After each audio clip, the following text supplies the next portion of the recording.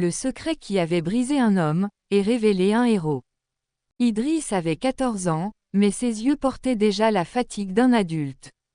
Il vivait dans une petite ville internationale, un mélange de cultures, de langues, de visages venus du monde entier. Une ville où tout allait vite, sauf sa vie à lui. Chaque matin, il quittait l'appartement avant l'aube. Il descendait les escaliers sur la pointe des pieds pour éviter que Samba, son père, ne l'entende. Dehors, la ville n'était pas encore réveillée. Les lumières des immeubles clignotaient doucement, les bus roulaient presque vides, et une brume légère couvrait les trottoirs. Idriss marchait seul, les mains dans les poches, le sac scolaire trop lourd pour son dos maigre. À l'école, il passait inaperçu.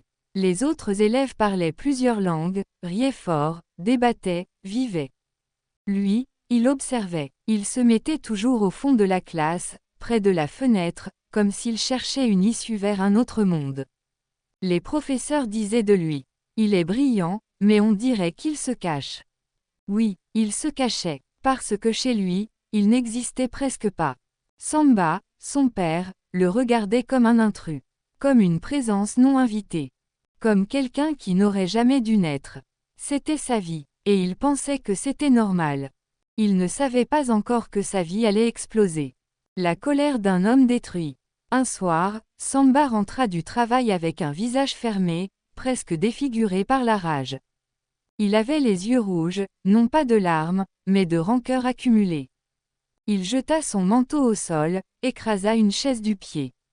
Idriss, assis dans le salon, sursauta si fort que son cahier tomba de ses mains. « Pourquoi tu me regardes comme ça ?» cria Samba. Idriss, terrifié, ne répondit pas. « Tu crois que je te dois quelque chose? Ah, tu m'as ruiné ta naissance. Chaque jour, tu me rappelles l'erreur la plus douloureuse de ma vie. » Idriss sentit ses entrailles se serrer. Il ne comprenait pas. Pourquoi lui? Qu'avait-il fait? Samba continua, encore plus fort. « Si seulement tu savais, tu n'aurais pas le courage de me regarder. » Puis il partit dans sa chambre en claquant la porte. Cette nuit-là, Idriss resta assis, incapable de bouger. Il avait l'impression d'être une blessure ambulante. Il ne savait pas encore que les mots de Samba venaient d'une vérité enfouie depuis des années. La lettre qui a ouvert une plaie ancienne. Un samedi matin, alors qu'il faisait le ménage, parce que Samba l'obligeait toujours, Idriss trouva une vieille boîte en métal coincée derrière un meuble. Il la tira doucement. Elle était lourde, couverte de poussière, et à moitié écrasée. À l'intérieur, une lettre, jaunie, craquelée, comme si elle avait pleuré elle-même. Sur l'enveloppe, il lut. Plus grand que, à Samba. À propos d'Idriss. Il sentit une boule monter dans sa gorge. Ses mains tremblaient. Il ouvrit la lettre. Les premières lignes suffirent à fissurer son âme. Plus grand que, Samba, pardonne-moi. Idriss n'est pas ton fils. Je t'en supplie, ne lui fais jamais payer mes erreurs. Signé, Aïssatou, sa mère. Le monde d'Idriss s'arrêta. Ses oreilles bourdonnèrent. Il dut s'asseoir pour ne pas tomber. Il comprit soudain pourquoi chaque regard de Samba contenait de la haine. Il comprit pourquoi il n'avait jamais été aimé. Mais il ne comprenait pas pourquoi sa mère avait caché ça. Pourquoi elle n'était plus là. Pourquoi il avait dû porter seul une haine qui ne lui appartenait pas. Cette lettre, c'était une bombe. Une bombe qui allait exploser ce soir-là. Le conflit qui a tout détruit. Lorsque Samba rentra du travail, Idriss l'attendait dans le salon, la lettre posée devant lui. Le garçon avait les yeux humides mais déterminés. Il en avait assez d'avoir peur. « Papa, c'est quoi ça ?» Samba fonça vers la lettre, essaya de la prendre, mais Idriss recula. « Dis-moi la vérité. » Samba inspira profondément, puis, la vérité sortit comme un cri animal. « Oui, c'est vrai, tu n'es pas mon fils. Et chaque jour, je vois dans ton visage la trahison d'Aïssatou. » Il tapa du poing sur la table. « Tu aurais dû disparaître en même temps qu'elle. » Idriss reçut ces mots comme un coup de poing dans la poitrine. Il sentit quelque chose se briser en lui, quelque chose d'irréparable. « Tu n'aurais jamais dû naître !» hurla Samba. Cette phrase, Idriss l'emportera toute sa vie.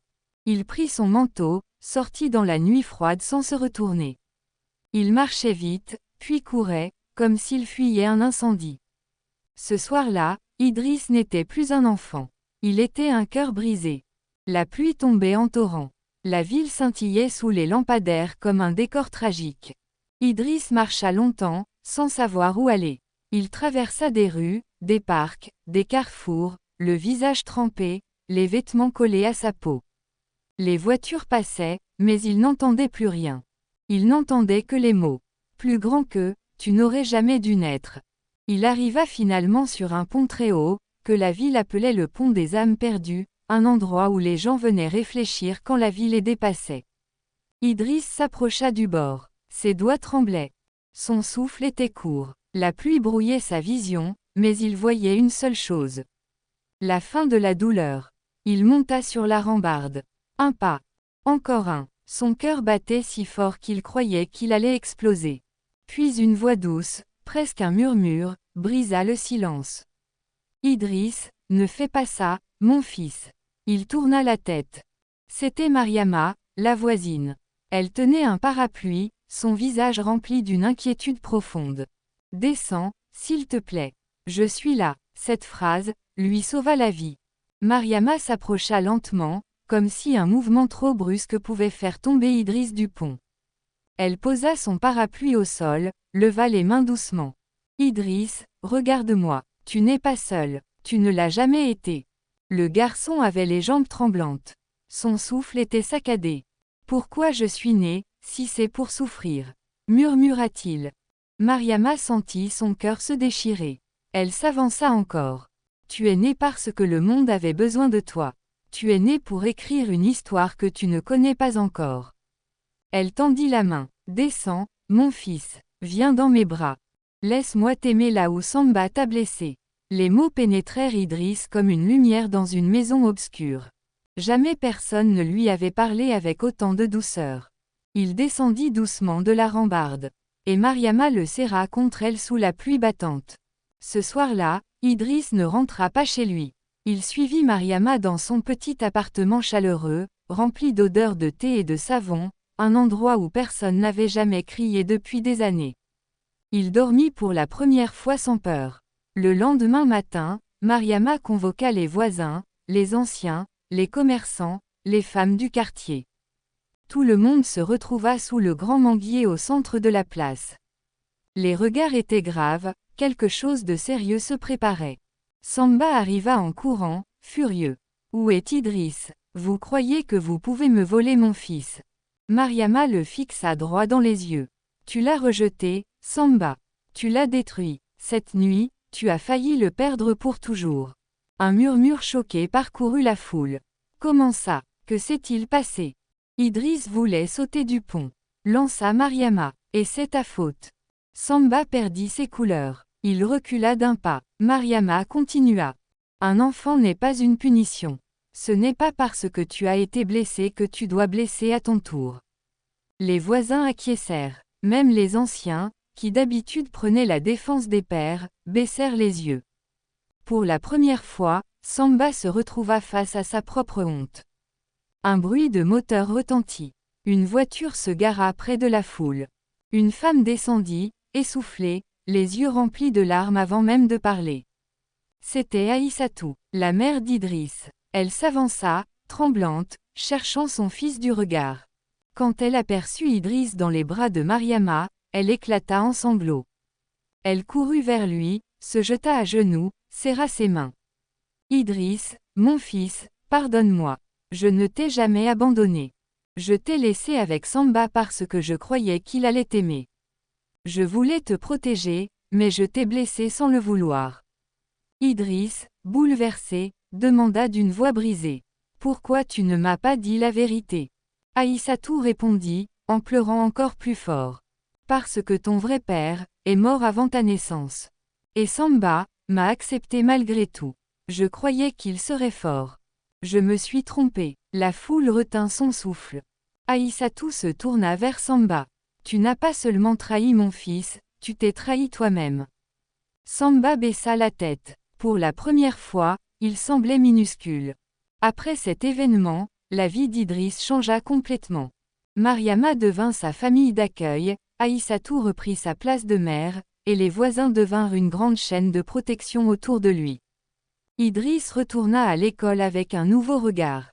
Il n'était plus l'enfant silencieux du fond de la classe. Il parlait, il riait, il posait des questions, il s'intéressait à tout. Ses professeurs furent stupéfaits de voir à quel point il brillait. Quelques années plus tard, Idriss devint élève dans une école internationale prestigieuse, grâce à une bourse qu'il avait gagnée par son talent exceptionnel. Il parlait maintenant devant des salles pleines d'enfants et d'adolescents pour raconter son histoire. Si j'ai survécu, c'est parce que quelqu'un a cru en moi, au moment où je n'y croyais plus. Idriss devint un symbole de résilience et de réussite dans sa ville. Un héros sans uniforme, un enfant rejeté devenu un jeune homme inspirant. Samba mourut quelques années plus tard, rongé par le regret. À l'hôpital, Idriss lui avait dit « Je choisis de ne pas te haïr. Parce que la haine t'a détruit toi, mais moi, je veux vivre. » Cette phrase fut la dernière chose que Samba entendit. Idriss comprit alors une vérité universelle. Droit, nous ne choisissons pas la douleur que l'on reçoit. Droit, mais nous choisissons ce que nous faisons de cette douleur. Droit, la haine détruit, l'amour reconstruit. Droit, et parfois, ceux qui souffrent le plus deviennent ceux qui guérissent les autres. Idriss n'était plus l'enfant que personne ne voyait. Il était devenu une lumière dans la vie de ceux qui traversaient l'obscurité.